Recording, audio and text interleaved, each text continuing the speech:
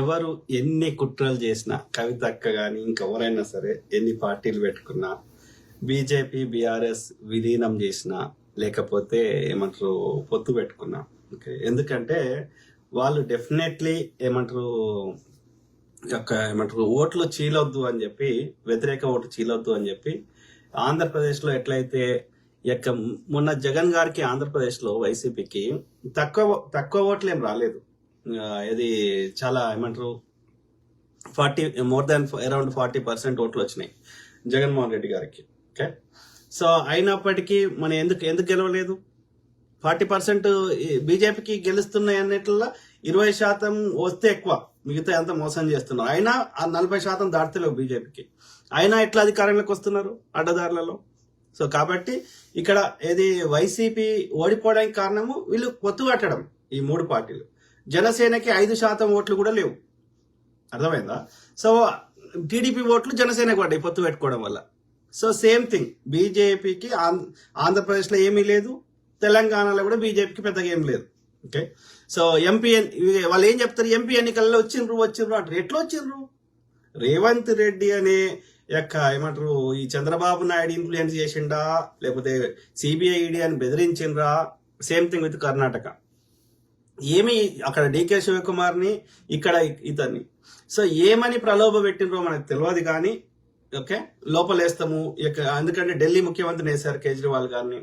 So అట్లనే మన శిబు సోరెన్ వాళ్ళ కొడుకు హేమంత్ సోరెన్ వేశారు. సో కాబట్టి ఇక వాళ్ళకి డిఫేమ్ చేయడము, లేకపోతే జైల్లో వేయడము, తప్పుడు కేసులు బనాయించడము, ఇట్లా రకరకాలుగా చేయడం వల్ల ఇక ఏమంటారు ఇక వాళ్ళతో ఎందుకు అని చెప్పి ఈయన బలహీన అభ్యర్థుల టికెట్ ఇవ్వడం వల్ల అసెంబ్లీలో గెలవనటువంటి ఈటల రాజేందర్ గారు, అసెంబ్లీ ఎన్నికలలో గెలవనటువంటి బండి సంజయ్ గారు, అసెంబ్లీ ఎన్నికలలో గెలవనటువంటి రఘునందన్ రావు గారు ఎట్లా ఎంపీ వితిన్ 3 to 6 months లోపల ఎంపీ ఎన్నికలలో ఎట్లా గెలుస్తారు? వాళ్ళకి ఎక్కడుంది ఓటు శాతం? ఎక్కడుంది? బీజేపీకి ఏం చేసిండ్రని ఉంటది. నేను చిన్నగా ఉన్నప్పుడు కూడా 5 గెలిచిండ్రు హైదరాబాద్ నుంచి. బద్దం బాలరెడ్డి, ఈ ముషీరాబాద్ నుంచి ఆయన పేరేంది ఆయన మర్చిపోయినా. సో లక్ష్మణ్ ఇట్లా గెలిచిండ్రు బీజేపీ. కానీ ఎక్కడ ఇప్పుడు ఆంధ్రప్రదేశ్లో కూడా ఆ కృష్ణంరాజు ఇంకో ఆయన గెలిచిండ్రు. But that is not the ఏమంటారు అధికారం రావడానికి కావాల్సిన ఇది లేదు. అంటే నేను ఏం చెప్తున్నా, వాళ్ళ సిద్ధాంతం లోపం ఉన్నప్పుడు ఎట్లా గెలుస్తారు? మిగతా చాలా రాష్ట్రాల్లో మోసం చేసి వాళ్ళు అధికారం చేపట్టుకున్నారు. గెలుస్తున్న కొన్నిట్లలో అక్కడ ప్రజల్ని ఎడ్డోళ్ళని చేసి, మతం పేరు మీద పిచ్చోళ్ళని చేసి, వాళ్ళని మోసం చేసి గెలుస్తున్నారు తప్ప జెన్యున్ గా నిష్పక్షపాతంగా ఓట్లు పెడితే, ఎన్నికలు పెడితే ఒక్క దగ్గర కూడా గెలవదు బీజేపీ. కేవలం పోల్ మేనేజ్మెంట్ చేసి గెలుస్తుంది అడ్డదారులలో.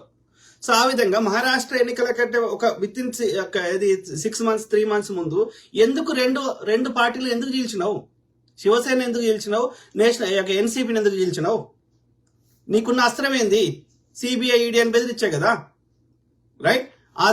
ఆదర్శ కుంభకోణము లోపలేస్తానే కదా, ఇంక్లూడింగ్ కాంగ్రెస్ పార్టీ జాతీయ అధ్యక్షురాలు లేకపోతే చైర్పర్సన్ అయినటువంటి సోనియా గాంధీ గారిని, రాహుల్ గాంధీ గారిని చౌకీదార్ చోర్ హే చోర్ని చోర్ అంటే ఆర్యబ్రాహ్మణ్ని జడ్జిలో పెట్టుకొని తప్పుడు తీర్పులు ఇప్పించడం. పార్లమెంట్ ఎన్నికల ముందు నేషనల్ హెరాల్డ్ ఏముందిరా కేసు? ఆమె పేరు మీద ఒక్క ఇంచు భూమి అన్న ఆమె పేరు మీద వచ్చిందా? సోనియా గాంధీ గారు కానీ ఎవరి మీదన్నా అయినా సరే ఒక తప్పుడు పెట్టి ఆ కేసును బూచిగా చూపెట్టి వాళ్ళ అకౌంట్లను ఫ్రీజ్ చేయడం. అంటే నేను చెప్తున్నా, ఇక్కడ నువ్వు ధర్మబద్ధంగా యుద్ధం చేస్తలేవు. సో అడ్డదారుల యుద్ధం చేస్తున్నావు. అట్లా మోసం చేసి పక్క పార్టీలను బెదిరించి వాళ్ళ ఎమ్మెల్యేలను తీసుకొని అట్లా మోసం చేసి దాన్ని గెలుపు అన్నారు. ప్రజలు ఇష్టంతో ఓటేసినప్పుడే గెలుపు, అర్థమైందా? సో అది కాకుండా మిగతా ఏది కూడా గెలుపు కాదు. సో ఆ క్రమంలో తెలంగాణలో బీజేపీకి ఎవరు ఓటేస్తారు? ఎక్కడ ఓటు బ్యాంక్ ఉందో చెప్పండి నాకు. ముస్లింస్ వేస్తారా? ఏరు. క్రిస్టియన్స్ వేస్తారా? ఏరు. దళితులు వేస్తారా? ఏరు. ఎవరు వేస్తారు? మిగతా బీసీలలో వేస్తారా? ఇప్పుడు ఒక రైతు ఉన్నాడు, రైతు ఎందుకు వేస్తాడు బీజేపీకి నాకు చెప్పండి. మతం పేరు చెప్తే రైతుకు నోట్లకి 5 ఏళ్ళు పోతాయా? భూ వస్తుందా? రైతుకు మద్దతు ధర ఇస్తే వేస్తాడు. రైతుకు కావాల్సినటువంటి వాళ్ళ ధాన్యం సకాలాన్ని కొనుక్కుంటే వేస్తాడు, రైట్? వాళ్ళ రైతులకి సబ్సిడీలు ఇస్తే వేస్తాడు. అవి బీజేపీ ఇయ్యదే. అవి ఇస్తే వీళ్ళకి ఏమంటారు, వీళ్ళు దోసుకోలేరే. ఒక్క సామాజిక వర్గం కూడా ఎందుకు వేస్తుంది బీజేపీ? ఒక్క రీజన్ చెప్పండి. మతం అనేది వ్యక్తిగతం. ఎవరికి నచ్చిన దేవుని వాళ్ళు మొక్కుంటారు. మొక్కున్నా మొక్కకపోయినా దొరికేది లేదు. దానికి అది ప్రజా సమస్య కాదు. కానీ వీళ్ళ గోలేంది, హిందువులను కొట్టాలి, ముస్లింలను కొట్టాలని ప్రచారం చేయాలి. ఆ భయాన్ని వాళ్ళు ఓటు బ్యాంకు మలుచుకోవాలి. బీజేపీ ఉంటేనే మాకు రక్షణ ఉంటుందన్న భావాన్ని క్రియేట్ చేయాలి. అది ఎక్కడ వర్కౌట్ అవుతుంది? అమాయకుల దగ్గర, యువకుల దగ్గర, పట్టణ ప్రాంతాల్లో ముస్లింస్ ఎక్కువ ఉన్న దగ్గర వర్కౌట్ అవుతుంది. గ్రామీణ ప్రాంతాల్లో ముస్లింస్ ఎక్కడున్నారు? కాబట్టి గ్రామీణ ప్రాంతాల్లో వర్కౌట్ కాదు. మెజారిటీ జనాభా ఏడున్నది? గ్రామీణ ప్రాంతాల్లో ఉన్నది. సో కాబట్టి వాళ్ళ యొక్క డే టు డే కష్టాలు తీరిస్తేనే వాళ్ళు ఓటేస్తారు.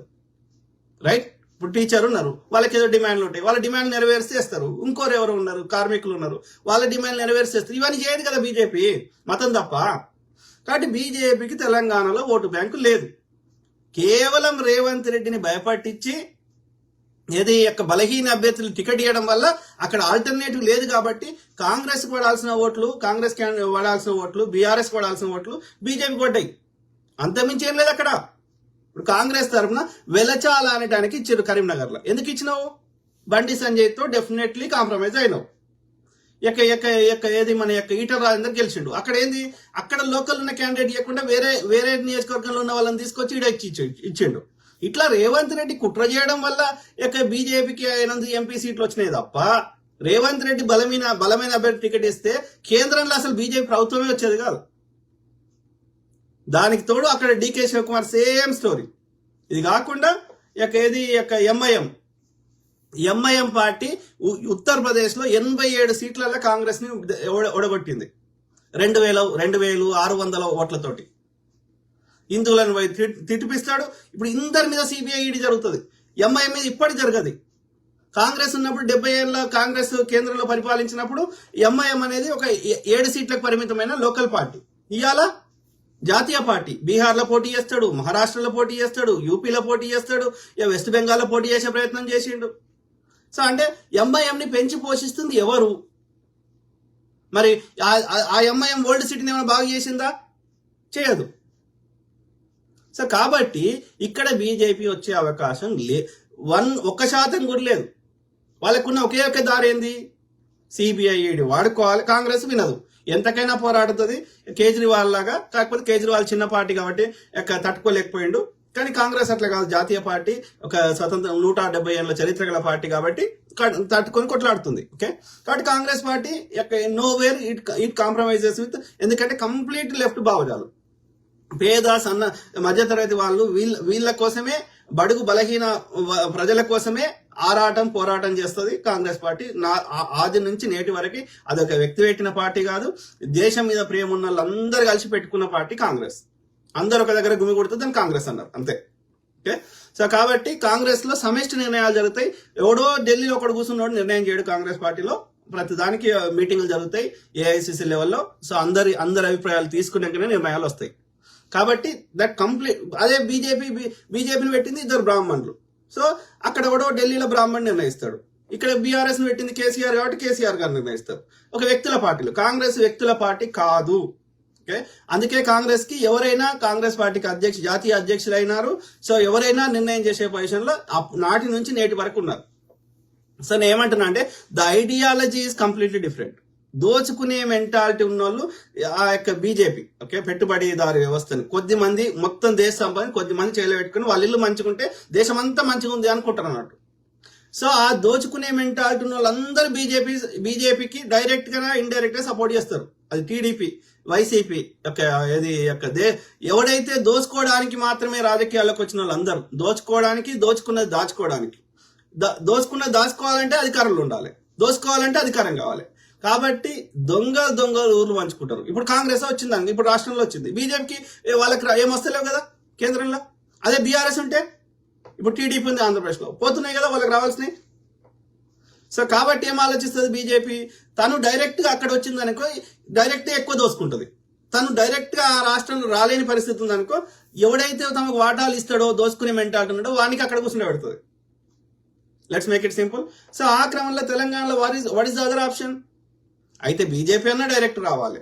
బీజేపీకి ఇక్కడ వచ్చే అవకాశం లేదు కాబట్టి ద ఆల్టర్నేటివ్ ఇస్ బీఆర్ఎస్ రావాలి. కానీ బీఆర్ఎస్ మీద ఒక నెగిటివ్ ఇంప్రెషన్ వచ్చింది, వాడు దోసుకోవాల్సిన దానికంటే ఎక్కువ దోసుకున్నాడు, పనికిరాని మాటలు చెప్పిండు, శుష్క వాగ్దానాలు ఇచ్చిండు తప్ప అవి నెరవేర్చలేదు, ప్రజల్ని కలవలేదు, ఎంతసేపు ఫామ్ హౌస్ లో వండుకున్నాడు, ప్రజల సొమ్ముని నీళ్ళ లెక్క ఖర్చు పెట్టిండు, భూములు కబ్జా పెట్టిండు, రకరకాలుగా నిర్బంధం చేసిండు, ఉద్యోగ సంఘాలు లేకుండా చేసిండు, ధర్నా చౌకులు ఎత్తేసిండు, హింసకు గురి చేసిండు, కొడుకైతే డ్రగ్స్ పంచిపెట్టిండు, మందు ఉచ్చలుడితనం చేసిండు, ఇక స్త్రీలను అయితే వస్తువు కంటే అధ్వానంగా ట్రీట్ చేసిండు. ఇట్లా రకరకాలుగా ప్రజలు బాధపడ్డారు. కాబట్టి ఇప్పుడిప్పుడే కొంచెం ఊపిరి పీల్చుకుంటున్నారు. ఇప్పుడిప్పుడే ఉద్యోగాలు వస్తున్నాయి, ప్రజలు మహిళలు తమంతట తాము ఏమైనా పని చేసుకునే స్థాయిలో ఉన్నారు, స్వతంత్రం, వాళ్ళకి ఒక స్వేచ్ఛ, వాళ్ళ చేతిలో 4 పైసలు ఆడుతున్నాయి. ఇవన్నీ చూసినాక ఇదే సన్న బియ్యం సన్నాలు ఏమంటాడు, మళ్ళీ వద్దంటాడు, ఒకసారి కొండమంటాడు, ఒకసారి కొనమన్నాడు. సో ఇట్లా రకరకాలుగా ప్రజలు ఇబ్బంది పడ్డారు. కాబట్టి దే థాట్ కాంగ్రెస్ ఇస్ ఆది నుంచి నేటి వరకు ఫస్ట్ లో కేసీఆర్ చెప్పినటువంటి దొంగ మాటలకి, ఊరు భాషకి ఏదో వీడేమో చేస్తాడేమో అని ఆశపడ్డారు.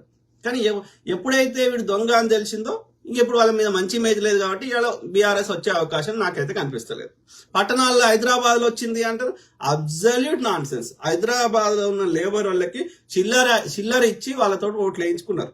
As simple as that. Okay, అంటే నేను చెప్తున్నా, పట్టణాల్లో అయినా పల్లెటూరులో అయినా కాంగ్రెస్ వాడు బలమైన అభ్యర్థికి 4 పైసల పరంగా గట్టిగుండి ఇంతో అంతో అక్కడ నియోజకవర్గంలో మంచి పేరున్నోనికి ఈ కులం చూడకుండా టికెట్ ఇస్తే కాంగ్రెస్ పార్టీకి దాదాపు 80% నుంచి 90% సీట్లన్నీ కాంగ్రెస్ కే వస్తాయి, పట్టణాల్లో అయినా సరే పల్లెటూరులో అయినా సరే. కాకపోతే రేవంత్ రెడ్డి దుర్మార్గుడు ఎక్కడో చోట ఈ బీజేపీతో కాంప్రమైజ్ అవుతాడు. ఆ చంద్రబాబు నాయుడు ఆ బీజేపీని అడ్డు పెట్టుకుని బెదిరించి కాంగ్రెస్ పార్టీకి రేవంత్ రెడ్డి ద్వారా ద్రోహం చేపిస్తున్నాడు. ఓకే, దాన్ని యాక్సెప్ట్ చేయలేం. దురదృష్టం ఏంటంటే రేవంత్ రెడ్డి కాకుండా మిగతా ఎవరు కాంగ్రెస్ నాయకులు గట్టిగా మాట్లాడి నోరియలే, వాళ్ళకి మంచి తెలివితేటలు ఇచ్చిండు బట్టి గారికి, ఉత్తమ్ గారికి, చాలా మందికి. కానీ వాళ్ళు కూడా కేసీఆర్ తోటి కాంప్రమైజ్ అయ్యారు. అదే వచ్చిన దరిద్రమైన గతంలో. ఓకే, సో ఆయన నాలాంటి ఎంత కష్టపడ్డా ఫలితం లేకుండా పోయింది. కాబట్టి కాంగ్రెస్ కి గట్టి వాయిస్ అవసరం ఉండే, అది రేవంత్ రెడ్డి గారి రూపంలో మనకి వర్కౌట్ అయింది. కానీ రేవంత్ రెడ్డిని 100% నమ్మొచ్చా? కష్టం. బట్ టిపికల్ ఏమంటారు వ్యాపారం ఉన్నాడు, అది మానుకోవాలి. రేవంత్ రెడ్డి గారికి ఐఎమ్ రిక్వెస్టింగ్, మీకు నిజంగా తెలంగాణ ప్రజల మీద ప్రేమ ఉంటే, మన ప్రాంతం మీద ప్రేమ ఉంటే, దయచేసి తెలంగాణ ప్రజలకు మంచి అయ్యే విధంగా ఉండాలంటే కాంగ్రెస్ అధికారంలో ఉండాలి, రాష్ట్రంలో ఉండాలి, దేశంలో ఉండాలి. కాబట్టి మీరు ద్రోహం చేయొద్దు. ఓకే, ఈ దొంగలకు అమ్ముడు పోవద్దు. బండి సంజయ్ లాంటి వానికి ఏ కాన పెడితే వేరే భాషలు రావు, ఆ తెలుగు భాషలో కూడా ఏ విషయం మీద అవగాహనతో మాట్లాడే స్థాయి ఒక్క బీజేపీ నాయకుడికి, ఒక్క బీఆర్ఎస్ నాయకుడికి లేదు, ఇంక్లూడింగ్ కేటీఆర్ తో సహా. బీఆర్ఎస్ లో ఇంతో అంతో నాలెడ్జ్ ఉన్న వ్యక్తి కేసీఆర్ గారు, కానీ తనకున్న నాలెడ్జ్ ని ఆయన తన స్వార్థానికి వాడుకున్నాడు తప్ప ప్రజల మంచి కోసం వాడుకోలేదు. ఓకే, సో కాబట్టి తెలంగాణ ప్రజలకు మంచి జరగాలంటే కాంగ్రెస్ ఉండాలి. కాంగ్రెస్ పర్ఫెక్టా? కాదు. కాంగ్రెస్ లో ఉన్న లోపాలు కూడా ఎత్తి చూపెడదాం. అందులో కూడా తినాల్సిన దానికంటే ఎక్కువ తిన్నా, చేయకపోతే వాళ్ళతో కొట్లాడి అయినా చేయించుకుందాం. వాడు చేస్తూ 10 అడిగితే 4 అన్నా నెరవేరుస్తాడు, ఉట్టి చేతితోడు పంపడు. ఓకే, కాంగ్రెస్. ఓకే, కాబట్టి వాని ఐడియాలజీ కరెక్ట్ ఉంది కాబట్టి వానికి మద్దతు ఇస్తున్నాం. ఓకే, అంతకుమించి లేదు. సో ఆ క్రమంలో నేనేమంటున్నా, ఫ్యూచర్ లో తప్పకుండా వ్యతిరేక ఓటు చీలొద్దు అన్న ఉద్దేశంలో బీజేపీ ఇప్పటికే డైరెక్ట్ ఇండైరెక్ట్ మద్దతు ఇచ్చుకుంటున్నారు. మనకు అనేక సందర్భాల్లో ప్రూవ్ అయింది. మొన్న ఎమ్మెల్సీ ఎన్నికల్లో నిలబెట్టలేదు కేసీఆర్ గారు క్యాండిడేట్ ని. ఎందుకు నిలబెట్టలేదు? ఎందుకంటే కాంగ్రెస్ గెలవద్దు. ఎందుకు గెలవద్దురా? కాంగ్రెస్ మీద ఎందుకంత కోపం? చంద్రబాబు నాయుడు గారికి ఎందుకు కోపము, జగన్మోహన్ రెడ్డి గారికి ఎందుకు కోపము, లేకపోతే ఈ కేసీఆర్ గారికి ఎందుకు కోపం? వీళ్ళ రాజకీయ ప్రస్థానం ఎక్కడి నుంచి స్టార్ట్ అయింది? కేసీఆర్ గారు సిద్దిపేట నుంచి ఎమ్మెల్యేగా ఒక కాంగ్రెస్ లో ఉన్నటువంటి మదన్ మోహన్ రావు ఆయన సహాయ సహకారాలు తీసుకొని సంజయ్ గాంధీని, యూత్ కాంగ్రెస్ లో ఉన్న ఇందిరాగాంధీ చిన్న కొడుకు అయినటువంటి సంజయ్ గాంధీని ఆయన ద్వారా కలిసి ఆ విధంగా ఆయన రాజకీయ ప్రస్థానం కాంగ్రెస్ లో స్టార్ట్ అయింది. కేసీఆర్ గారిది. చంద్రబాబు నాయుడు ఎక్కడ స్టార్ట్ అయింది? కాంగ్రెస్ లో స్టార్ట్ అయింది ఆయన రాజకీయ ప్రస్థానం. Same thing doctor YS Rajasekhara Reddy గారు 1978 నుంచి 2004 వరకు ఆయన ప్రతిపక్ష నాయకుడిగానే ఉండే. కాంగ్రెస్ ను పట్టుకొని విడలేదు. అంతకుముందు రెడ్డి కాంగ్రెస్ ఉంటే అక్కడి నుంచి కాంగ్రెస్ లో జాయిన్ అయినాక కంటిన్యూస్ గా కాంగ్రెస్ లో ఉండి కాంగ్రెస్ కు విధేయుడిగా ఉంటే ఆ 28 ఏళ్ల తర్వాత ఆయన ముఖ్యమంత్రి అయ్యాడు. కానీ యొక్క తండ్రి అంత కష్టపడి అంత నిబద్ధతగా ఉండి యొక్క పార్టీ సిద్ధాంతాన్ని ప్రజలకు చేరవేరిస్తే అది నచ్చని జగన్మోహన్ రెడ్డి గారు బెంగళూరులో వ్యాపారం చేసుకునే వ్యక్తి కాంగ్రెస్ తండ్రిని తన పంతం చేసుకుని ఎక్కడ అడ్డుపడ్డాడు. సో ఆ విధంగా ఈయన యొక్క దేశంలో ఉన్నటువంటి ఖనిజాలన్నీ దోసుకుంటుంటే సోనియా గాంధీ గారు తప్పురా అయ్యా అని చెప్పింది.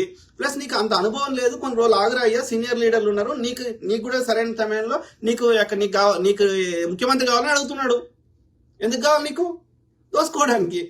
తండ్రి ముఖ్యమంత్రి ఉన్నప్పుడే దోసుకున్నావు, అది సరిపోలేదని ఇంకా పెద్ద లెవెల్ దోసుకోవడానికి అడుగుతున్నావు. సో అడిగితే సోనియా గాంధీకి నచ్చలేదు. నచ్చక ఈయనను పక్కకు పెట్టినందుకు పగ పెట్టుకొని బీజేపీ సపోర్ట్ చేస్తున్నాడు. నేటికి చేస్తున్నాడు. నేటికి కూడా అధికారం పోయిన ఏ రాష్ట్రంలో కూడా రెండు ప్రతిపక్ష పార్టీలు ఒకటే కేంద్రంలో ఉన్న ఒకటే పార్టీకి సపోర్ట్ చేయడం ఎక్కడా లేదు భూమి మీద, ఒక్క ఆంధ్రప్రదేశ్లో తప్ప. అర్థమైందా?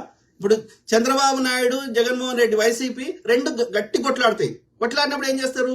వీళ్ళిద్దరు శత్రువులు కాబట్టి రాష్ట్రంలో, కేంద్రంలో వాళ్ళు ఒక పక్షానికి ఒక పార్టీ సపోర్ట్ చేస్తే ఇంకో పక్షం ఇంకోటి చేస్తుంది. ఇప్పుడు ఎగ్జాంపుల్ తమిళనాడులో స్టాలిన్ గారు డిఎంకే, కాంగ్రెస్ కి మద్దతు ఇస్తారు, యూపీఏ లేదా కాంగ్రెస్ కి, లెఫ్ట్ ఐడియాలజీకి. అదే అన్నా డిఎంకే ఉండే గతంలో జయలలిత, ఆమె బీజేపీతో ఇది చేసేది. ఇట్లా ఉంటది. ఏ రాష్ట్రం తీసుకున్నా ఇంచుమించు అదే పరిస్థితి. ఓకే, ఇప్పుడు యూపీలో బీజేపీ ఉంటుంది, దానికి ఆపోజిట్ లో సమాజ్వాదీ పార్టీ ఉంటుంది, సమాజ్వాదీ పార్టీ కాంగ్రెస్ తోటి ఉంటుంది. ఇట్లా ఉంటది. కానీ ఆంధ్రప్రదేశ్ లో రెండు ప్రధాన పార్టీలు లేదా మూడు పార్టీలు బీజేపీతో దోస్తీ చేస్తాయి. అంటే ఇది ఒక విచిత్రంగా లేదా, ఒక వింతగా లేదా? స్వతంత్రంగానే ఉండాలి. కానీ ఇప్పుడు కాంగ్రెస్ వాళ్ళకి నచ్చలేదు. ఎందుకు నచ్చలేదు అంటే కాంగ్రెస్ మీద కావాలని బురదలేరు, ఆంధ్రప్రదేశ్కి ఏదో నష్టం చేసిర్రు, ఆంధ్రప్రదేశ్ ఏదో దోసుకొచ్చి తెలంగాణలో పెట్టిర్రు, ఆంధ్రప్రదేశ్ విడగొట్టడం వల్ల ఆంధ్రప్రదేశ్ నష్టం జరిగింది. నా దృష్టిలో అయితే 1% నష్టం జరగలేదు. ఉమ్మడిగా ఉంటే ఏ అభివృద్ధి జరిగినా హైదరాబాద్ చుట్టూ జరిగేది, కానీ ఆంధ్రప్రదేశ్ లో ఒక్కటి అదనంగా వచ్చేది కాదు. ఇవాళ మెల్లమెల్లగా అమరావతి ఒక క్యాపిటల్ అవుతుంది, ఆంధ్రప్రదేశ్ కూడా అన్ని రాష్ట్రాలకి డెవలప్ అవుతుంది. సంతోషపడాలి. కానీ సమస్యకు పరిష్కారం చూపెట్టినాం, కానీ ఆంధ్రప్రదేశ్కి ఏం నష్టం చేసినాం? స్వతంత్రం వచ్చినప్పుడు 14 రాష్ట్రాలు ఉంటే ఇవాళ 28, 29, 28 అయినాయి. ఎట్లయినాయి? పంజాబ్ హర్యానా కలిసి ఉండే, అట్లనే మహారాష్ట్ర, గుజరాత్ కలిసి ఉండే. సో అట్లా చెప్పుకుంటూ పోతే ఇది మైసూరు రాజ్యం ఉండే కర్ణాటక. సో అట్లా చెప్పుకుంటూ పోతే చాలా ఉన్నాయి. కాబట్టి అనేక రాష్ట్రాలు చేసినప్పుడు ఒక సమస్యకు శాశ్వత పరిష్కారం దిశగా చేసినప్పుడు ఇప్పుడు ఆంధ్రప్రదేశ్ కూడా అన్ని రాష్ట్రాల లెక్క అభివృద్ధి జరుగుతుంది. సంతోషపడాలి. కానీ కాంగ్రెస్ మీద పగ పెట్టుకోవడం వల్ల వచ్చేది ఏంది? సో ఆ క్రమంలో అక్కడ కాంగ్రెస్ తోటి సపోర్ట్ చేయకపోయింది. మరి స్వతంత్రంగా ఉండొచ్చు కదా, బీజేపీకి ఎందుకు సపోర్ట్ చేస్తున్నావు అంటే? బీజేపీ దగ్గర ఏమున్నది? సిబిఐ, ఈడీ ఉంది. వీళ్ళు దోసుకునే ఏమన్నా ఆధారాలు ఆ బ్రాహ్మణ్ దగ్గర ఉన్నాయి. సో కాబట్టి వాడు సిబిఐ, ఈడీ పంపించి లోపలేస్తా అన్నాడు. కాబట్టి ప్లస్ అదొకటే కాదు, అదొక పాయింట్. అదొక్కటే కాదు, అది కాకుండా వీళ్ళ స్వతంత్రం కూడా, వీళ్ళ థాట్ ప్రాసెస్, ఐడియాలజీ కూడా బీజేపీ ఉంటేనే కేంద్రంలో వీళ్ళని దోసుకొని ఇస్తారు, కాంగ్రెస్ ఉంటే వీళ్ళ మీద చర్యలు తీసుకుంటారు. ఒకవేళ దోసుకున్నా చాలా తక్కువ పర్సెంటేజ్ దోసుకొని ఇస్తారు. కానీ ఇట్లా గుళ్ళో ఉన్న లింగాన్ని దోసుకునే స్థాయిలో కాంగ్రెస్ సపోర్ట్ చేయదు కేంద్రంలో ఉంటే. సొంత ఆరోపణలు వస్తే సొంత పార్టీ చెందినటువంటి ఆయన సురేష్ కల్మాడి యొక్క ఢిల్లీ ముఖ్యమంత్రి షీలా దీక్షిత్, సో ఆమె 3 సార్లు 8 సార్లు ముఖ్యమంత్రి అయింది ఢిల్లీకి. సో ఆమె మేనల్లుడు ఆ యొక్క ఏషియా గేమ్స్ కండక్ట్ చేస్తే ఆయన మీద ఆరోపణలు వచ్చినాయి, ఈ యొక్క దోసుకున్నాడు అని చెప్పి, స్కామ్లు అని చెప్పి వస్తే ఆయనను కూడా అరెస్ట్ చేసింది. అట్లనే 2G స్పెక్ట్రమ్ అని చెప్పి కావాలని బురదలేరు, వాళ్ళు చేసింది లేదు, ఏం లేదు. అయినా ఆరోపణలు వస్తే కనిమొలిని, రాజాని, సొంత యూపీఏ భాగస్వామ్య పక్షాలైనా అరెస్ట్ చేసింది. బీజేపీ చేయమని, బీజేపీకి చెందిన ఒక్కరి మీద కూడా ఎన్ని ఆరోపణలు వచ్చినా చర్యలు ఇప్పటి వరకు తీసుకోవాలి. ఒక్కరి మీద కూడా 40% సర్కారుని ప్రజలు తిరస్కరించారు తప్ప ఒక్కరి మీద కూడా చర్యలు తీసుకోలేదు. అన్ని రకాలుగా దోసుకుంటుంది. అంటే నేను చెప్తున్నా ఇక్కడ ఓవరాల్ స్టోరీ, బీజేపీ దోసుకుంటది, ఆర్య బ్రాహ్మణులు దోసుకుంటారు. దోసుకునే కాకుండా దోసుకునే వాళ్ళందరికీ సపోర్ట్ చేస్తుంది. ఎందుకంటే వాళ్ళకి బాధ అంతా ఏంది? సిబిఐడిని పంపించేది వాళ్ళ వాటా వాళ్ళకి కావాలని, దోసుకోవద్దని కాదు. అరే దోసుకోరా, కానీ దోసుకున్న దానికి మా వాటా మాకెందుకు ఇవ్వరా అని హఫ్తా వసూలు చేసినట్టు పంపిస్తుంది. సిబిఐని, ఈడీని హఫ్తా వసూలు చేయడానికి, ఎక్స్టార్షన్ చేయడానికి బీజేపీ వాడుతుంది. ఎందుకంటే తప్పు చేస్తే శిక్షించాలి. సో 100 కేసులు పెడితే అది కూడా ప్రతిపక్షాల మీద పెడతారు, ఒక్క బీజేపీ నాయకుడి మీద పెట్టారు సిబిఐ, ఈడీ. ఓకే, ఆ ప్రతిపక్ష నేతల మీద పెట్టినవి కూడా కన్విక్ట్ కావు. కన్విక్ట్ అయితే వాళ్ళకి దోషులకు శిక్షలు పడతాయి కదా. సో అప్పుడు కొత్తోడు చేయడు కదా, వాడు అట్లా చేస్తలేడు. వాడు పంపించేది ఎందుకోసం? మా వాటా మాకు ఈరా అని ఒక రౌడీని, గుండాను పంపిస్తున్నాడు అధికారికంగా. అర్థమైందా? ఎందుకంటే 100 కేసులలో ఒకటో రెండో కన్విక్ట్ అయినాయి అంతే. అంటే వాడు వాటా ఇయ్యలేదు అన్నట్టు, వాడు వాటా ఇవ్వడానికి ఒప్పుకోలేదు, అట్లా అంటాడు కన్విక్ట్ అయ్యిండు, వాడికి శిక్ష పడ్డది. మిగిలిన 99 మంది నీ వాటా నీకు ఇస్తాం రా అంటే కామ్ అయిపోయాడు. దానికి అధికారికంగా వాడు తెచ్చిన పేరు ఎలక్టోరల్ బాండ్స్. అర్థమైందా? సో మన ఈ కరోనా సమయంలో కూడా ఆడవాడు ఫార్మాసిటీ వాడు వ్యాక్సిన్ తయారు చేసేవాడు ఉంటే వానికి సిబిఐడి పంపించారు, వానికి శిక్షల వల్లే వీని వాటా వీడు తీసేసుకున్నాడు. ఆ గేమింగ్ కంపెనీ ఆడు ప్రమోట్ చేసిండు, ఈ ప్రమోట్ చేసిన గేమింగ్ కంపెనీ దగ్గర ఎక్కువ ఎలక్టోరల్ బాండ్స్ తీసుకున్నది కూడా ఈడే, బీజేపీడే. మెగా కంపెనీ మెగా కన్స్ట్రక్షన్ కింద ఎక్కువ ఫండింగ్ తీసుకున్నది వాడు ఇదే బీజేపీ. అంటే వాళ్ళు చేస్తుంది ఎక్స్టార్షన్ చేస్తున్నారు ఈ ఆర్య బ్రాహ్మణుడు. ఓకే, అర్థమైందా? హఫ్తా వసూలు చేస్తున్నాడు, as simple as that. So ఈ క్రమంలో ఏం చెప్తున్నా అంటే తెలంగాణలో కాంగ్రెస్ రాకుండా ఉండాలంటే కాంగ్రెస్కి అరౌండ్ 40% ఓటు బ్యాంక్ ఉంది. సో మిగిలిన 60% ఓటు బ్యాంక్ ని చీలకుండా చేయడానికి శతవిధాల ప్రయత్నం చేస్తారు. అందుకోసం బీఆర్ఎస్ ని బీజేపీలో విలీనం చేయడానికైనా వెనుకాడరు, లేదు అంటే పొత్తు అన్న పెట్టుకుంటారు, అధికారికంగా పొత్తు అన్న పెట్టుకుంటారు. అధికారికంగా పొత్తు పెట్టుకుంటే ఇవి రెండు ఒకటి అన్న భావన పోతుంది కాబట్టి అనధికారికంగానే పొత్తు పెట్టుకుంటారు. అంటే బీజేపీ బలమైన అభ్యర్థిని నిలబెట్టిన దగ్గర బీఆర్ఎస్ వాడు బలహీన అభ్యర్థిని నిలబెడతాడు, లేకపోతే వైస్ వర్స నిలబెట్టాడు. ఇట్లా ఏదో ఒక రకంగా వాళ్ళిద్దరు సహకారం చేసుకొని వ్యతిరేక ఓటు చీలకుండా చేసుకొని ఇక్కడ ఎట్లనే చేసి కాంగ్రెస్ లేకుండా చేయాలి, చేస్తేనే దోసుకోగలుగుతారు. మీరు చూడండి, ఈ పర్టికులర్ సామాజిక వర్గంలో మెజారిటీ వాళ్ళు బీహార్ నుంచి వచ్చిర్రు అని చెప్తారు. ఈ వెలమ వాళ్ళే చెప్పుకున్నారు, మనం చెప్పలేదు. సో ఈ కేసీఆర్ యొక్క వీళ్ళు సో ఎక్కువ మంది బీఆర్ఎస్ లో ఉన్నారు, బీజేపీలో కూడా ఎక్కువ మంది వెలమ సామాజిక వర్గం ఎక్కువ మంది బీజేపీలో ఉన్నారు. వీళ్ళందరికీ మనకు పంగనామాలు పెట్టేటోడు అదే చిన్న చేరస్వామి, వీళ్ళందరూ నిన్ను కొట్టోళ్ళు ఉంటారు. మళ్ళా శైవాలయాలు చూడండి, వైష్ణవాలయాలు చూడండి. వైష్ణవాలయాలు కింద నుంచి దిగేసి ఉంటాయి, లక్ష్మీదేవికి అట్లనే ఉంటాయి, వెంకటేశ్వర స్వామికి అట్లనే ఉంటాయి, విష్ణుమూర్తికి అట్లనే ఉంటాయి. మొత్తం బంగారం దిగేసి ఉంటుంది, మొత్తం దేశంలో ఉన్న ప్రజల సంపద అంతా వాళ్ళ దగ్గరనే ఉంటుంది. అదే శివాలయాలు ఎట్లుంటాయి, బూడిద పూసుకొని ఏం లేకుండా ఉంటుంది, ఒక మానసిక ప్రశాంతం దొరుకుతుంది. ఇక్కడ పోతే దోపిడీ దొరుకుతుంది. అంటే వీళ్ళు ఏం చెప్తున్నా, ఐడియాలజీ థాట్ ప్రాసెస్, వీళ్ళు దోపిడీ మెంటాలిటీ ఉన్న వాళ్ళు దోసుకుంటారు. సామాన్యులు ప్రజల మీద వీళ్ళకి 1% ప్రేమ ఉండదు. ఈ ఆర్య బ్రాహ్మణుడు అయినా ఈ నిలువు పట్టున్న వాళ్ళు అందరు దొంగలే కొడుకులే. ఓకే, అడ్డబొట్టు ఉన్న వాళ్ళు అది బెటర్. అది బుద్ధిజంకి వజ్రయానంలో ఉన్న బుద్ధిజంకే అది ఈ మొత్తం ఈ 1% ఉన్న ఆర్యుడు ఈ హిందూయిజాన్ని మొత్తము ఆర్యసత్వం ఇలా పెట్టి హిందూయిజాన్ని చెడ్డ పేరు చేస్తున్నాడు. ఆర్యసత్వం తీసేస్తే మిగిలిందంతా హిందూయిజం పర్ఫెక్ట్. హిందూయిజం బుద్ధిజం వేరు కాదు. ఓకే, సో ఆ క్రమంలో కవితక్కని ఏం చెప్తున్నా అంటే, ఏమో అది న్యూస్ పేపర్ ఫేక్ రాసిరో ఎందుకు రాసిరో మనకు తెలియదు, కానీ ఎవరేం చెప్పినా దయచేసి ఒకవేళ కవితక్కకి ఏమైంది, ఆమెను అకారణంగా ఆమె ప్రయత్నం చేసింది, దోసుకోవడానికి ప్రయత్నం చేసింది ఢిల్లీ లిక్కర్ స్కామ్ లో. కానీ అది స్టార్టింగ్ లోనే ఆ బీజేపీ ఉద్దేశం ఏంది, ఆర్య బ్రాహ్మణ్ది ఎవ్వరి దగ్గర దేశంలో పైసలు ఉండొద్దు, ఏ పార్టీ దగ్గర పైసలు ఉండొద్దు. ఉండకపోతే వాళ్ళ ఆర్థిక మూలాలు లేకుంటే వాడు ఎన్నికల్లో పోటీ చేయలేడు. కాబట్టి మనం మోసం చేసి గెలవచ్చు అని ఏ పార్టీ దగ్గర పైసలు లేకుండా చేస్తాడు, వాడు మాత్రం దోసుకుంటాడు. కానీ మిగతా వాళ్ళ దగ్గర మాత్రం ఏ పార్టీ దగ్గర పైసలు లేకుండా చేస్తాడు. సో ఆ క్రమంలో కవిత దోసుకునే ప్రయత్నం చేసింది కేజ్రీవాల్తో కుమ్మక్కై. కానీ స్టార్టింగ్ లోనే ఆ యొక్క గవర్నర్ గారు పసిగట్టిండ్రు కాబట్టి అది దోసుకోలేదు, స్టార్టింగ్ లో ఆపేసిర్రు. అది సక్సెస్ఫుల్ అయితే ఎంత కొంత పైసలు వచ్చేది కానీ పైసలతో ఒక్కటే కాదు కదా. ఢిల్లీ ఏమంటారు లిక్కర్ షాప్ల యొక్క రూపాంతరం, వాటి రూపం మారిపోయేది. ఇప్పుడు ఎయిర్పోర్ట్ లో పోతే ఎవరైనా సామాన్యులు పోయి ఢిల్లీలో ఎయిర్పోర్ట్ లో కొనుక్కోవచ్చు.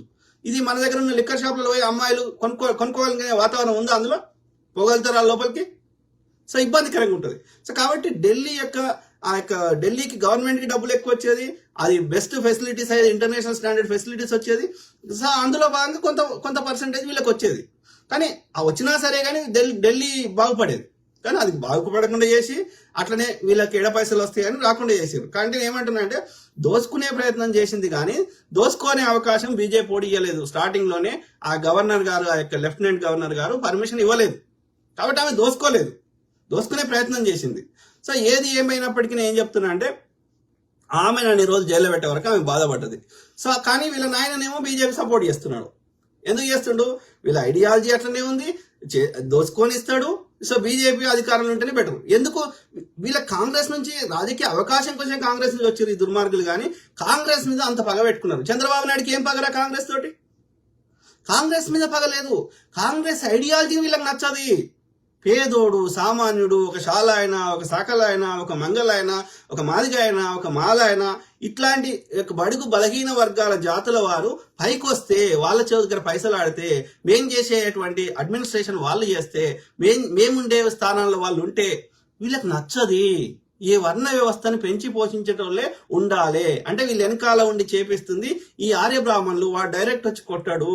కాబట్టి ఈ వర్ణ వ్యవస్థని, ఈ దోపిడీ వ్యవస్థని ఏర్పాటు చేసినటువంటి వ్యవస్థకి ఈ బీఆర్ఎస్ అయినా ఈ యొక్క టీడీపీ అయినా సపోర్ట్ చేస్తుంది. అక్కడ కాంగ్రెస్ తో ఐడియాలజీలో తేడా వస్తుంది. ఎలా నేను అడుగుతున్నా, ప్రజాముఖంగా అడుగుతున్నా, టిఆర్ఎస్ కి ఒక దళితుని అధ్యక్షుని ఏమని చూద్దాం, బీజేపీకి ఒక దళితుని అధ్యక్షుని ఏమని చూద్దాం, అట్లనే టీడీపీకి ఒక దళితుని అధ్యక్షుని ఏమని చూద్దాం. ప్రాణం పోతుంది.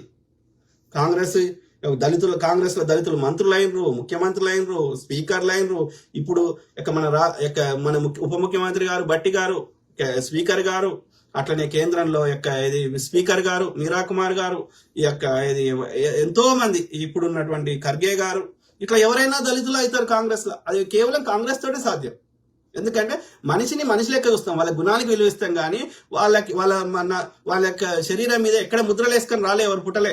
ఓకే, ఇవన్నీ మనం పెట్టుకున్న, ఈ బ్రాహ్మణుడు పెట్టిన చెత్త మనం కూడా పెట్టుకోలే. కాబట్టి అది కాంగ్రెస్ లోనే సాధ్యం. ఒక దళితుని కింద పనిచేయడానికి వీళ్ళకి ప్రాణం పోతుంది. వాళ్ళ దళితుడు ఒకటే స్టేజ్ మీద ఉంటే కేసీఆర్ మనసున పట్టదే. అరే ఎల్లిగా మల్లిగా పోషిగా అని పిలుచుకునేటోళ్ళు వీళ్ళకి నువ్వు నేను సమానం పక్క కూర్చుంటే వాళ్ళకి ఎట్లా వస్తుంది? అంటరాని దూరం పో అనేటోళ్ళు, సపరేట్ గ్లాసులలో నీళ్ళు పోసేటోళ్ళు, ఏదైనా ఇస్తే మీదికెళ్ళి ఇసిరేసేటోళ్ళు, వాళ్ళు కూడా నువ్వు నేను సమానం అని పక్క కూర్చుంటే వీళ్ళకి ఎట్లా వస్తుంది? నేను వీళ్ళ తప్పు పడతలేను. వీళ్ళ లోపల ఆ విషయాన్ని పెంచి పోషించి వందల వేల సంవత్సరాల నుంచి ఈ వ్యవస్థని స్ట్రిక్ట్ గా వీళ్ళతో ఇంప్లిమెంట్ చేసించాడు ఆర్య బ్రాహ్మణుడు. కాబట్టి నేను సోర్స్ని తిడతా, వీళ్ళని తిట్టా. వీళ్ళు కావాలని చేస్తలేరు. వ్యక్తిపరంగా వీళ్ళు మనుషులు మంచోళ్ళే, కానీ ఆ సబ్ కాన్షియస్ లెవెల్ ఆ చెత్త నింపి పెట్టారు. కాబట్టి వీళ్ళకి తెలియకుండానే వాళ్ళు అట్లా ప్రవర్తిస్తున్నారు. కాబట్టి వీళ్ళ తప్పు కాదు. ఆ యొక్క వీళ్ళతో చేయిస్తున్న ఆ దుర్మార్గుడు ఈ యొక్క బీజేపీని ఇలా ఏలుతున్నటువంటి ఆ ఆర్య బ్రాహ్మణుడు, పార్లమెంట్కి వచ్చిర్రో ఆ దుర్మార్గుడు. కాబట్టి మూలాన్ని కొట్టాలి, ఆ మనువాద పుస్తకాన్ని కాల్చాలి, మనువాద ఐడియాలజీ సంపాలి. కాబట్టి మనం కొట్లాట ఎవడైతే ఈ చెత్తను ఇంప్లిమెంట్ చేపిస్తున్నాడో అనాదిగా వాళ్ళతో కొట్లాట. ఈ మధ్యలో వీళ్ళు కూడా బలిపశువులే మనలాగా. ఓకే, సో కాబట్టి ఇక్కడ నేను ఓవరాల్ స్టోరీ ఏం చెప్తున్నా అంటే, ద ఐడియాలజీ డిఫరెంట్ ఉన్నది. వాళ్ళు చేయలేరు, వాళ్ళ సిద్ధాంతం ఒప్పుకోదు, వాళ్ళ మనసు ఒప్పుకోదు. కాబట్టి ఆ పార్టీలలో దళితుడు అధ్యక్షుడు కాలేడు. కాబట్టి ఇది we're fighting with the ideology. అర్థమైందా? As simple as that. So ఆ క్రమంలో కవిత గారికి వచ్చేవరకు ఏంది, ఆమె ఇది అన్ని రోజులు జైల్లో పెట్టే వరకు బీఆర్ఎస్ పార్టీ కానీ ఎంతో తనకు మద్దతు ఇస్తుంది, ఎంతో బలంగా తన తరఫున నిలబడుతుంది, కొట్లాడుతుంది అని ఆశపడ్డది. కానీ అక్కడ ఏమీ లేదు. కేటీఆర్ అనేవాడు అక్కడ ఢిల్లీలో కుమ్మక్క అయిపోయాడు, బీజేపీతో కుమ్మక్క అయిపోయాడు. పార్టీ యొక్క కేటీఆర్ తన కనుసన్నల్లో పెట్టుకునే ప్రయత్నం చేస్తున్నాడు. సో అది ఈమె యొక్క ఇంపార్టెన్స్ పార్టీలో లేదు, ఈమెకు మద్దతు లేదు, ఏమీ లేదు. కాబట్టి తను ఏం చేయాలో అర్థమైతే లేదు. బీజేపీకి మొన్ననే జైల్లో పెట్టింది కాబట్టి బీజేపీ పోయే అవకాశం కవితకు కనిపిస్తలేదు. నేనైతే ఒకటే చెప్తున్నా ప్రజాముఖంగా, ఒకవేళ ఎందుకంటే ఎంతవరకు నిజం నాకు తెలియదు, జనాలు చెప్పిన దాన్ని బట్టి చెప్తున్నా. గతంలో రేవంత్ రెడ్డి గారు కవితతో కలిసి ఏదో వ్యాపారం చేసిర్రు అని చెప్పారు, ఎంతవరకు నిజం నాకు తెలియదు. ఓకే, అట్లనే ఆమెను పెళ్లి చేసుకోవాలనే ప్రయత్నం కూడా చేసిర్రు అని అన్నారు గతంలో. సో ఏది ఏమైనా సరే పాత మిత్రత్వం ఉన్నా ఏదున్నా రేవంత్ రెడ్డి గారు, ఒకవేళ మీరు గిట్ట కవితని కాంగ్రెస్ పార్టీలో తీసుకుంటే నేనే కొత్త పార్టీ పెడతా. ఓకే, ఎందుకంటే ఇప్పుడు అది ఒకటి ఆమెది ఎవరైనా దోసుకునే మెంటాలిటీ, వాళ్ళందరూ వాళ్ళ ఐడియాలజీ అంతా దోసుకునే మెంటాలిటీ. కవిత గారు ఏం తక్కువ దోసుకున్నారా? ఢిల్లీలో దోసుకునే ప్రయత్నం కాకుండా ఆమె కరీంనగర్లో కిల్లు ఉంటుందంట, నిజామాబాద్ లో కిల్లు ఉంటుంది. మనందరు తెలిసి ప్రజాముఖంగా ఈ మెగా కన్స్ట్రక్షన్ వాడు 60 కోట్ల వరకు అపార్ట్మెంట్ దుబాయ్ లో అదేమో టవర్స్ ఉంటాయి కదా, బుర్జ్ ఖలీఫా, అందులో ఒక అపార్ట్మెంట్ ఈమె పేరు మీద రాసిచ్చిండు. అది కాకుండా యాదగిరి గుట్ట కాడ ఒక 3,000 ఎకరాలేమో ఉంటుందంట తల్లికి. ఇక ఇవి మనకు తెలిసినవి. ఇక ఆమె ఇంట్లో అయితే జూబ్లీ హిల్స్ లో ఒక్క వస్తువు కూడా అన్ని ఫారెన్ ఉంటాయంట, ఇంపోర్ట్. అది కాకుండా హైదరాబాద్ లో ఈ యొక్క భూములు ఎవరి దగ్గర భూమి దొరికినా నాకు తెలిసిన వాళ్ళే చెప్పారు, ఏది అన్న ఆమె ఇక బయట ఇట్లా డ్రెస్ వేసుకొని మంచిగా వస్తుంది చీరలు కట్టుకొని, కానీ ఇంట్లో ఉంటే చిన్న చిన్న చెడ్డీలు లెక్క వేసుకుంటది. సో ఆమె ఎవడో ఒక ఎన్ఆర్ఐ దగ్గర ఎన్ని కోట్ల భూమి, సో అది ఇస్తావా లేకపోతే అని బెదిరించిందంట. దెబ్బకి 3 కోట్లు 6 కోట్ల భూమిని వదిలేసి వెళ్ళిపోయిందంట, మళ్ళీ వచ్చేసిందంట. సో ఇట్లా అంటే మనకి దగ్గర నుంచి తెలిసినవి ఎట్లున్నాయి అంటే తెలియని ఎన్ని ఉంటాయి. సో వీళ్ళందరూ దొంగ నా కొడుకులు తయారయ్యారు. ఎక్కడ అవకాశం దొరికినా ప్రజల దగ్గర బీఆర్ఎస్ ఎన్ని రకాలుగా దోసుకున్నది. అందులో కవిత ఏం ఎక్సెప్షన్ కాదు. నేను కవిత పతివ్రత ఏం కాదు. ఆమెకు రావాల్సిన మద్దతు దొరకలేదు, ఆమెకు రావాల్సినటువంటి సపోర్ట్, ఆమె యొక్క ప్రాతినిధ్యం అక్కడ బీఆర్ఎస్ లో లేదు కాబట్టి, బీజేపీతో కొట్లాడతలేదు కాబట్టి ఆమె ఆలోచిస్తుంది. అంటే ఆమె వ్యక్తిగత రీజన్ అది. సో ఆ క్రమంలో డెఫినెట్లీ ఆమె యొక్క ఏది సొంత పార్టీ పెట్టుకోవాలన్నా, ఇంకెడికన్నా ఇవ్వాలన్నా, లేకపోతే బీఆర్ఎస్ ఆమెకు ప్రాతినిధ్యం ఇచ్చేది ఏమైనా ఇస్తాడా తండ్రి ఆలోచిస్తుంది. కానీ ఈ యొక్క ఏంది ఈ యొక్క ఏమంటారు ఈ ప్యాట్రియాటికల్ సొసైటీ ఏమంటారు ఈ ఆర్య బ్రాహ్మణుడు పెంచి పోషించిన పితృస్వామ్యము ఆడది అంటే బెడ్రూమ్లు ఉండాలి, పిల్లలు కనాలి, పిల్లల్ని పెంచాలి, బెడ్రూమ్లు ఉండాలి, లేదంటే ఏది కిచెన్లు ఉండాలి, వంటకాడు ఉండాలి, లేదంటే బెడ్ కార్డు ఉండాలి. ఇట్లాంటి మెంటాలిటీ ఉండేటోళ్ళు అందరూ ఆమె కాలు కనబడ్డా వినికే బాధ, ఆమె ఏళ్ళు కనబడ్డా వినికే బాధ. అంటే ఆమెకు స్వతంత్రం అనేది ఉండకూడదు ఆడదానికి అనేది ఎవడు పెట్టిండు, మళ్ళా అదే ఆర్య బ్రాహ్మణుడు, అదే చెప్తా, అదే మనువాదం. సో ఈ క్రమంలో దీన్ని పెంచి పోషించే దీన్ని ఏమంటారు తూచా తప్పకుండా పాటించేటోడు వీళ్ళందరూ ఈ చెత్త నా కొడుకులు. ఇదే చంద్రబాబు నాయుడు, ఇదే కేసీఆర్, వీళ్ళందరూ దుర్మార్గులు. ఓకే, సో కాబట్టి ఆ యొక్క కొడుకుకి ప్రాధాన్యం ఇస్తాడు కానీ బిడ్డకి ఇవ్వడు. ఎందుకంటే కొడుకే వారసుడు అన్న ఒక చెత్త నింపారు కాబట్టి బిడ్డ అంటే అది పేరే ఆడపిల్ల, ఈడపిల్ల కాదు, మన ఇంటి పిల్ల కాదు, ఆడపిల్ల. పుట్టంగానే చెప్పారు ఆడపిల్ల అని.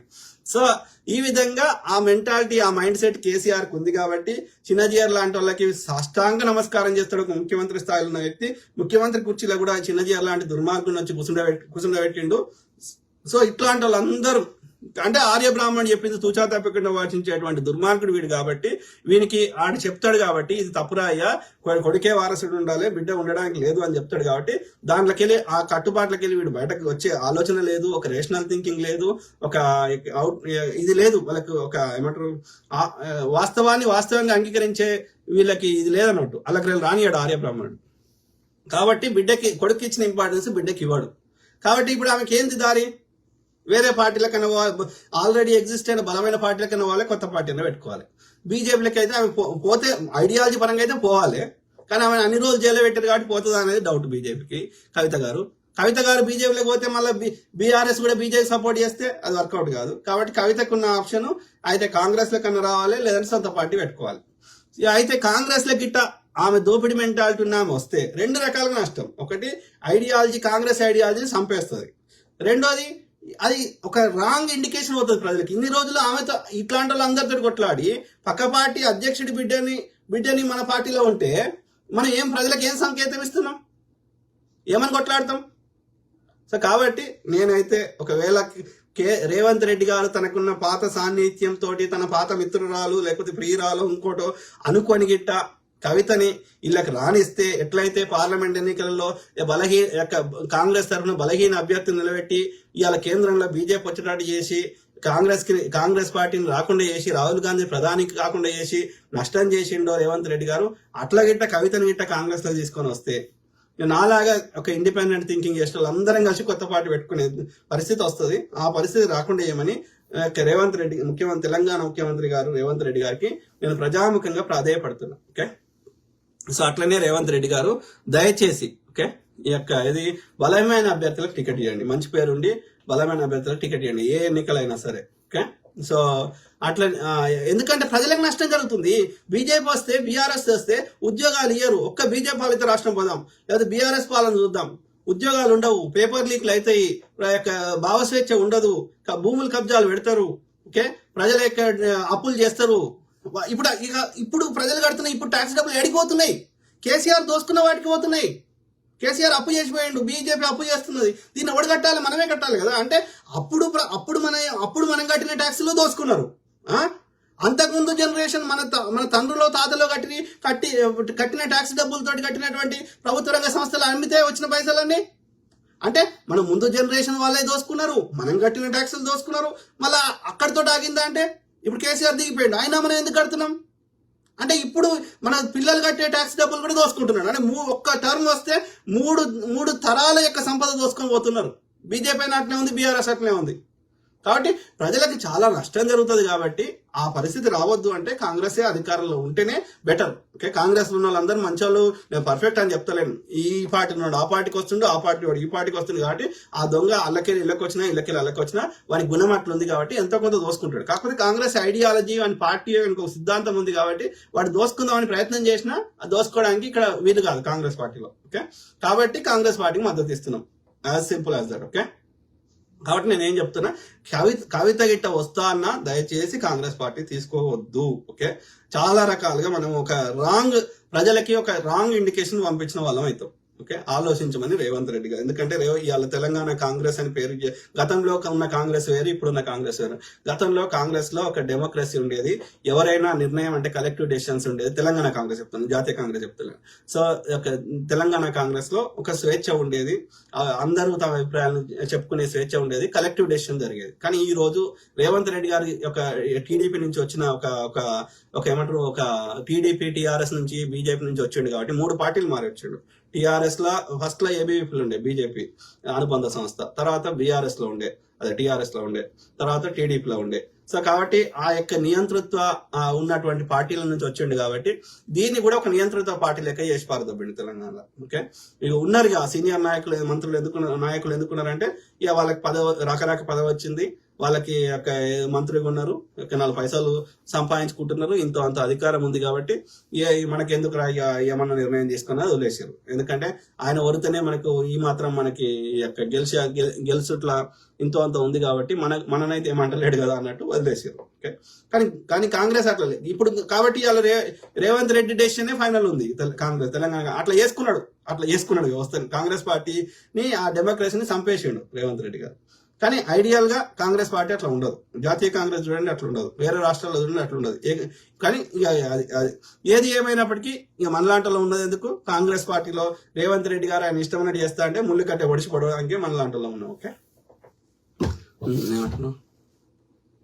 సో కాబట్టి నేను ఏం చెప్తున్నా అంటే ఈ వచ్చే ఫ్యూచర్ లో డెఫినెట్లీ ఇక కవిత గారికి ఉన్న ఒకే ఒక ఆప్షన్, ఆమె సొంత పార్టీ పెట్టుకుంటుంది, కొట్లాడు, కాంగ్రెస్ ని తిడతావా, బీఆర్ఎస్ ని తిడతావా, బీజేపీని తిట్టుకో, ఎండ్ ఆఫ్ ద డే మన అందరం ఎవరైనా సరే మాట్లాడితే ప్రజల యొక్క సమస్యల గురించి ఒక వాయిస్ ఉంటుంది. ఓకే, కానీ డెఫినెట్లీ బీజేపీ ఇక్కడ వచ్చే అవకాశం లేదు. వాళ్ళకి ఎన్ని కుట్రలు చేసినా కుమ్మక్కైనా ఇక్కడ వచ్చారు. బీజేపీకి వాళ్ళు మంచి చేసింది లేదు, చరిత్ర లేదు కాబట్టి వాళ్ళు రారు, దోసుకోవడం తప్ప. బీఆర్ఎస్ ఆల్రెడీ చూసారు కాబట్టి వాళ్ళు దోసుకున్నారు తప్ప చేసింది ఏం లేదు. కాబట్టి ఈ 2 రావు, వచ్చే టర్మ్ అయితే కాంగ్రెస్ వస్తుంది. ఒక్కటి మాత్రం వాళ్ళకి అవకాశం కూడా ఇవ్వద్దంటే ఇంకా అవసరమైతే కొత్త పార్టీలు పెట్టైనా సరే బీజేపీకి పడాల్సిన ఓట్లని, బీఆర్ఎస్ కి పడాల్సిన ఓట్లను కూడా చీల్చాల్సిన అవసరం ఎంతైనా ఉంది. అంటే వాడికి 20 ఓట్లు వచ్చినాయి అనుకో, అది 10 చేసినాం అనుకో, ఒక్క పార్టీకి ఎక్కువ ఓట్లు రాకుండా చేసేస్తే అప్పుడు కాంగ్రెస్ కి వాడు 30% ఓట్లు వచ్చినా కాంగ్రెస్ గెలుస్తుంది. కాబట్టి అది కూడా కుట్రతోటే ఛేదించాల్సిన అవసరం ఉంది. కాబట్టి కొత్త పార్టీలు పెట్టి బీఆర్ఎస్ బీజేపీ ఓట్లను చీల్చాలి. అంటే బీఆర్ఎస్ ఐడియాలజీ హిందుత్వ పార్టీని 4 పెట్టాలి. పెడితే ఏమవుతుంది, బీజేపీ కొడాల్సిన ఓట్లన్నీ చీలిపోతాయి. అదే తెలంగాణ వాదం పేరు మీద 4 పార్టీలు పెట్టాలి. పెడితే ఏమవుతుంది, బీఆర్ఎస్ కొడాల్సిన ఓట్లన్నీ చీలిపోతాయి.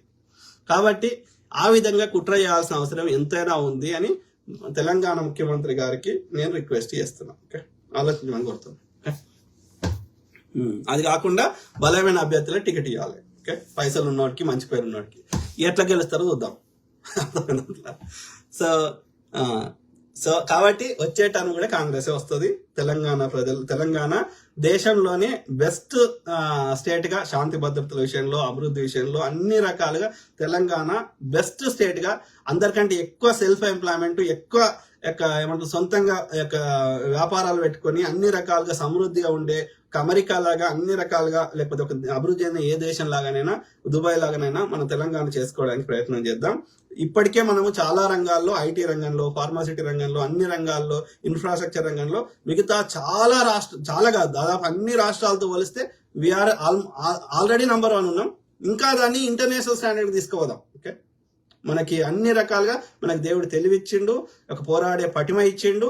దాంతో పాటు మనకి మన ప్రాంతం కూడా అన్ని రిసోర్సెస్ కి ప్రకృతి కూడా మనకి సహకరిస్తుంది. కాబట్టి దాన్ని మంచిగా చేసుకుందాం. ఓకే. కే ఆనంద్ ఎన్ రావు ఏమంటున్నారు అన్న, లాస్ట్ థింగ్ ప్లీజ్ ఎక్స్పోజ్ హమారా ప్రసాద్ హీ అనదర్ దొంగ. Wait Congress should ban him like Raja Singh అన్న. లిక్కర్ రాణి అన్న, Banjara Hills Hyatt belongs to liquor Rani. I request expose. తప్పకుండా బ్రదర్, ఆనందరావు బ్రదర్, తప్పకుండా we will make another video, separate live పెడదాం. ఓకే, ఒక్కొక్క టాపిక్ తీసుకొని పెడదాం, అన్ని మిక్స్ కాకుండా. ఓకే, ఎందుకంటే చూసే వాళ్ళకి కూడా క్లారిటీ ఉంటుంది కదా. కే ఆనంద్ ఎన్ రావు అన్న, BJP has MP who are of no use. Kishan Reddy is dummy person. Correct. DK Aruna is from Congress. Bandi is just Lavangam. Gundu, who is born to driver, his DNA is Muslim. Is BJP party Anna. Their internal politics will be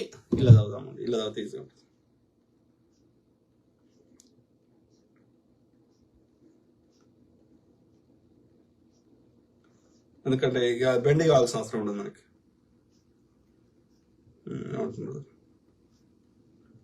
ఎవరు? సిరాజ్ జై Congress brother. కే ఆనందరావు అన్న, please చెప్పిన. కే ఆనందరావు ఏమంటారు brother అన్న, BJP has MP who are of no use. Kishan Reddy is dummy person. చదివినా కదా. Okay, will be soon come out. Itala from Kompalli junction to Medchal, both sides roads land belongs to Binami. Raghunandan is a rapist. He was advocate of OIC. Correct brother.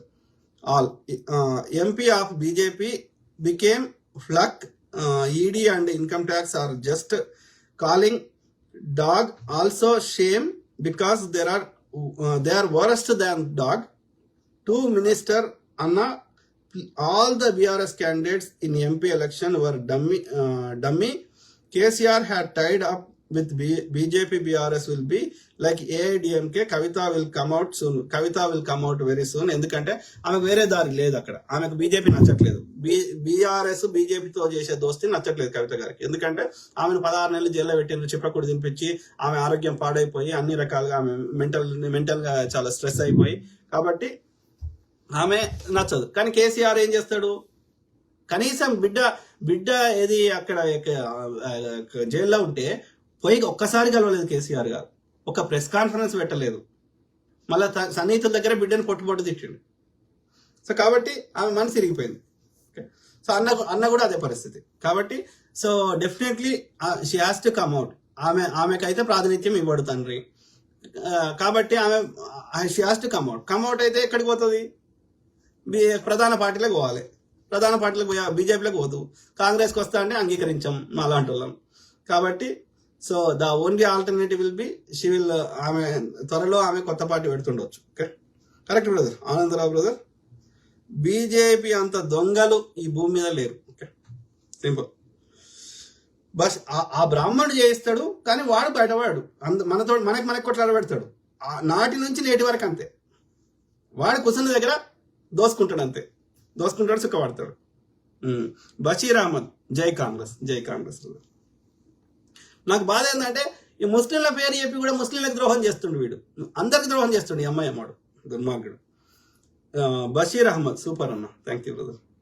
So Nizam ఒకటి ప్రజలకు ఇది ఒకటి పాపం నిజాంని తిడతారు. నిజాం చాలా మంచి వ్యక్తి. నిజాం చరిత్ర ఇప్పుడు మళ్ళా సరే ఎప్పుడని చెప్పుకున్నాం. కానీ ఎంఐఎం నిజాంలో ఒకటి కాదు, ఇది ఒక్కటి చెప్పదలుచుకున్నాం. ఎందుకంటే ఎంఐఎం అనేది ఈ కాసిం రిజ్వీ కంటే ముందు ఇంకో ఆయన పెట్టిండు. ఎందుకు పెట్టిండు? ముస్లింల హక్కుల కోసమే స్టార్ట్ చేసిండు వేరే ఆయన పేరు మర్చిపోయాను. ఓకే, సో అట్లా స్టార్ట్ అయింది తప్ప నిజాంలకు సంబంధం లేదు. బ్రిటిష్ వాడు ఎప్పుడైతే భారతదేశంలోకి వెళ్ళిపోయిండో నిజాం పరిపాలన లేనట్టే లెక్క. గ్రామీణ ప్రాంతాల్లో కమ్యూనిస్టులు వాళ్ళు తీసేసుకున్నారు అధికారం ఈ భూస్వాముల నుంచి. కానీ బ్రిటిష్ వాడు ఉన్నప్పుడు కూడా నిజాం ఎక్కడుండే పరిపాలన? ఓన్లీ టౌన్లలో ఉండే, పట్టణాల్లో ఉండే. ఊర్లలో లేదు, భూస్వాములది ఉండే. ఈ భూస్వాములు ఏంటంటే వీళ్ళు ప్రజల దగ్గర ముక్కు పిండి వసూలు చేసి ఇబ్బంది పెట్టి ఆయన ట్యాక్సీలు కట్టేటోళ్ళు, వాళ్ళకి ఏమంటారు వసూలు చేసి ఇచ్చేటోళ్ళు. అంతే. డే టు డే ఏమైతుంది అనేది నిజానికి సంబంధం లే. అందుకని గ్రామీణ ప్రాంతాల్లో నిజాం పరిపాలన లేదు. నిజాం ఉన్నప్పుడు కూడా ఈ భూస్వాములే పరిపాలించారు. ఓకే, పట్టణాల్లో పరిపాలించాడు. పట్టణాల్లో మంచిగా చేసిండు నిజాం గారు.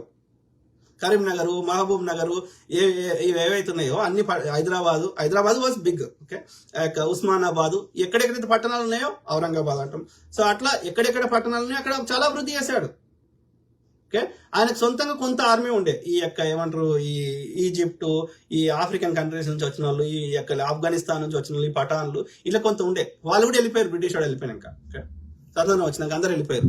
ముఖ్యంగా వాళ్ళకి ఎక్కడ సపోర్ట్ అంటే ఈ బ్రిటిష్ వాడు ఎక్కువ సపోర్ట్ చేసాడు. ఈ యొక్క మన యొక్క సికింద్రాబాద్ లో వాళ్ళ కోసమే కట్టించిండు నిజాం గారు. సో ఆ విధంగా ఉండే. ఎప్పుడైతే స్వతంత్రం వచ్చి వెళ్ళిపోయారో ఆయన పరిపాలన లేదు.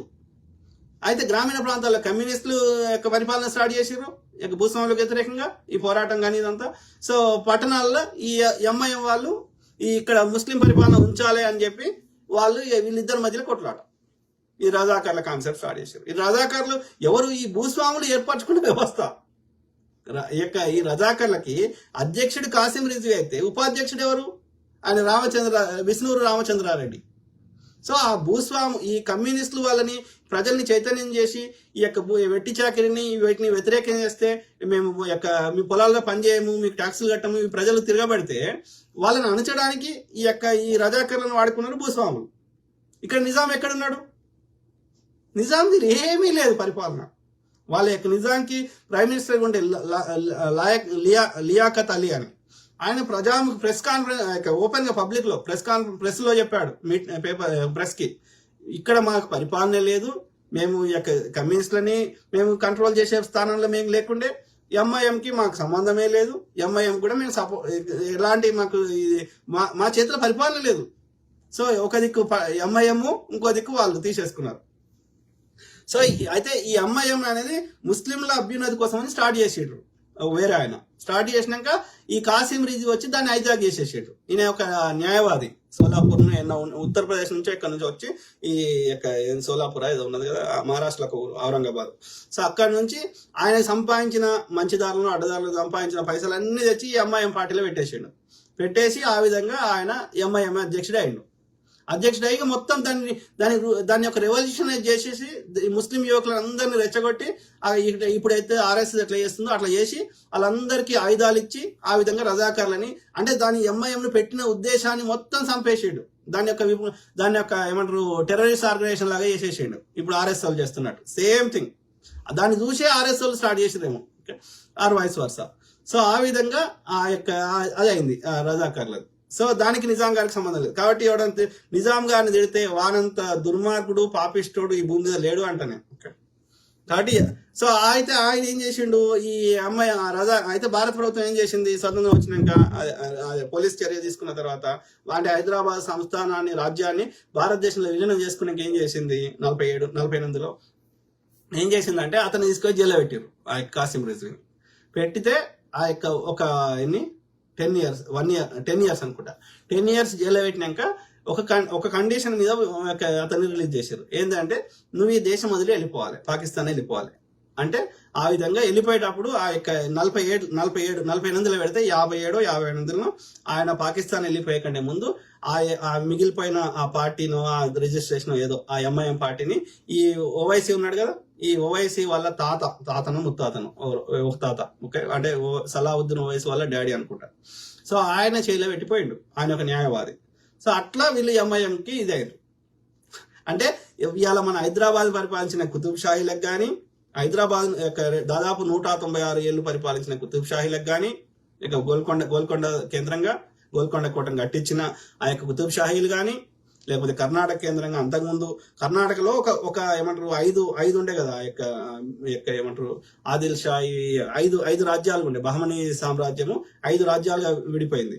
ఓకే, ఇది అంతకుముందు అందులో ఒకటి ఈ హైదరాబాద్ గోల్కొండ.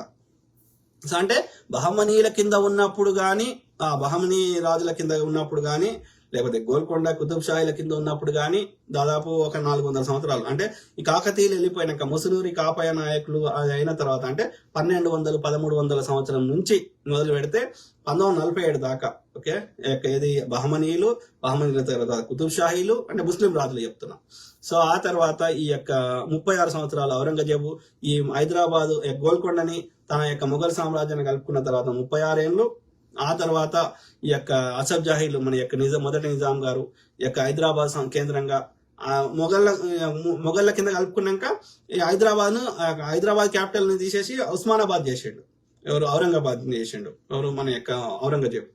సో అట్లా ఆయన ఒక 36 ఏళ్ళు మొఘళ్ళ కాలం ఉండే. ఆ మొఘళ్ళ తర్వాత యొక్క రంగేలి రాజా లేదంటే చివరి మొఘళ్ళ వచ్చిన తర్వాత ఔరంగజేబు చనిపోయినాక అప్పుడు ఇక మొత్తం యొక్క ఇది మొఘళ్ళ సామ్రాజ్యం విచ్ఛిన్నం అవుతుంటే హైదరాబాద్ కాపాడుకోవాలని ఆ యొక్క మొఘళ్ళ కింద ఉన్నటువంటి యొక్క సైన్యాధ్యక్షుడిగా పనిచేసిన ఈయన మొదటి నిజాం గారు, అని పేరు నిజాం ఉల్ ముల్క్. సో ఆయన ఇక్కడ దీని స్వతంత్రాన్ని ప్రకటించుకున్నాడు హైదరాబాద్. అంటే ఏం చెప్తున్నా, 196 సంవత్సరాలు గోల్కొండ కుతుబ్ షాహీలు, అంతకుముందు ఒక 300-400 సంవత్సరాలు బహమనీయులు, ఆ తర్వాత 36 సంవత్సరాలు మొఘళ్ళు, తర్వాత ఈ అసఫ్ జాహీలు మొత్తం 10 మంది, కానీ అందరికి టైటిల్ రాలేదు, 7 వచ్చింది. మొత్తం 10 మంది పరిపాలించారు ఈ అసఫ్ జాహీలు, అదే నిజాం వంశస్థులు. సో అందులో ముగ్గురికి మొఘళ్ళు టైటిల్ ఇవ్వలేదు అసఫ్ జాహీ అని, ఓకే. కాబట్టి 7 కన్సిడర్ చేస్తారు. సో ఏది ఏమైనా సరే ఈ యొక్క నిజాములు, ఓకే, ఈ వాళ్ళ ఒక 224 ఏళ్ళు ఈ యొక్క హైదరాబాద్ కలుపుకునేదాకా, అంటే ఒక దాదాపు 700 సంవత్సరాలు హైదరాబాద్ ని ముస్లిం రాజులు పరిపాలించారు. వాళ్ళెవ్వరికి ఎంఐఎం పార్టీకి సంబంధం లేదు. అది నేను చెప్పదలుచుకున్నాను, ఓకే. సో అది అర్థమైందా? సో అన్నేళ్ళు మనము ఒక ముస్లిం రాజుల పాలన కింద ప్రశాంతంగా ఉన్నాం అందరం. మరి ఇవాళ బీజేపీ ఏడికి వస్తే ఆడ కొట్లాడ పెడుతున్నాడు. వాడికి గుడ్డిగా బ్లైండ్ గా సపోర్ట్ చేసి ఆ కొట్లాడకు ప్రోత్సహిస్తుంది ఇది వీళ్ళ స్వార్థ ప్రయోజనాల కోసం.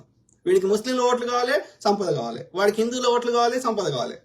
కానీ హిందువుల బాగుపడడం వీళ్ళ ఎవరికి అవసరం లేదు, ఈ బీజేపీకి అవసరం లేదు, ఎంఐఎంకి అవసరం లేదు.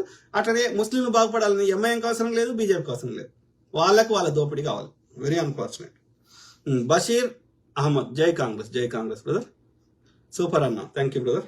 మహమ్మద్ మోయిజ్ అన్నా, super, thank you brother. Jitendra, Jittu, Siraj, okay. So అదే మిత్రులారా, మాట్లాడుతూనే ఉంటా, ప్రతి అంశం మీద అవగాహన చేస్తా, అట్లనే మీ తరఫున వాయిస్ ఇస్తా, ఓకే.